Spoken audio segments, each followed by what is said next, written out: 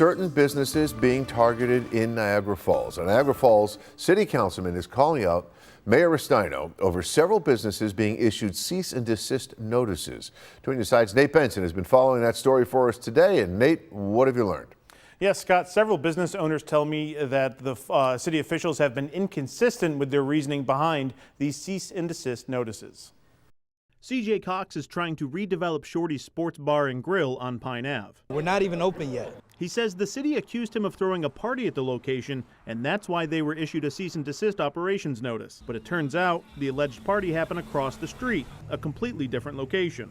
After hiring an attorney to settle the issue, the city removed the notice, but Cox says the city really didn't acknowledge the mistake. It seems like it was kind of vindictive to hear it and act on it that quick, instead of saying, okay, we heard this, let's look into it.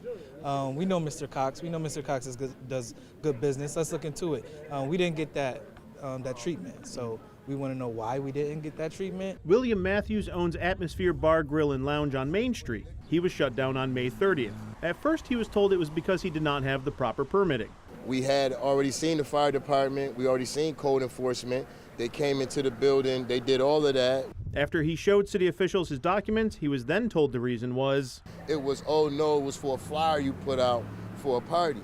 Well, we throw parties and fundraisers to help the business. At least 2 other businesses were also issued cease and desist operations notices, according to Councilmember Dante Miles. He believes these were targeted incidents. The ones that I've seen were African-American owned businesses in the city of Niagara Falls. Mayor Restaino's office was not available for an interview Tuesday night, and his office did not provide a statement. Councilman Miles says he has not spoken to the mayor about the issue, and he says the Restaino administration has made it challenging to talk to various department heads about issues. In order for us as council to actually have a meeting with the heads of any department in the city of Niagara Falls, we have to go through the administration's office. For now, these businesses will have to challenge the cease and desist notices and try to open back up.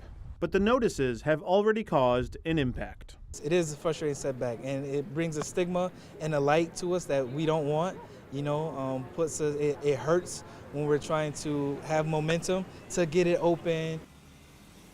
Councilman Miles tells me that he is hopeful he can set up a meeting with Mayor Restaino and the code enforcement officers to get all of this sorted out and understand why the notices were issued to begin with. On your side, Nate Benson, Channel 2 News. All right, Nate, we know you'll stay on it.